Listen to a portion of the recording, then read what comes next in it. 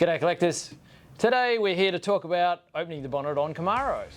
So the eagle-eyed amongst you might have noticed that in the last round of the Gen 3 supercars, Camaros especially, have bonnets that are set back from the front of the car. That makes it a little bit of a fun thing to try and get them open because there's not actually an edge that overhangs where you can stick a fingernail in or an opening tool and get the bonnet open. So in ways of trying to deal with that, you may have noticed if you've already bought some of the Gen 3 supercars, Gen 3 Camaro, sorry, that they were supplied with a suction cup, which was meant to go onto the bonnet and open it up.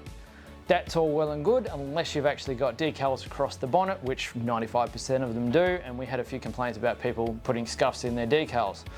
So in a way to get around that, the latest bunch, which is actually all the Erebus cars, have a nice little rod in your kit, which you normally get here. Normally you end up with an opening tool that looks like that. They've swapped it for this one on this car. We'll be trying to get them to do everything, both of those in later versions, but for now, you're only gonna get this one. And basically it slots in just on the outside of the K-frame and pushes the bonnet open, like so.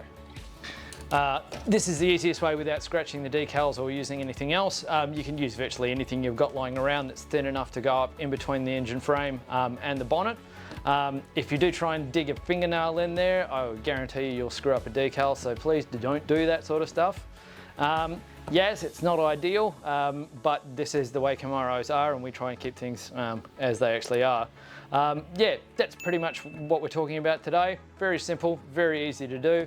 Yeah, we'll catch you on the next one and see you later.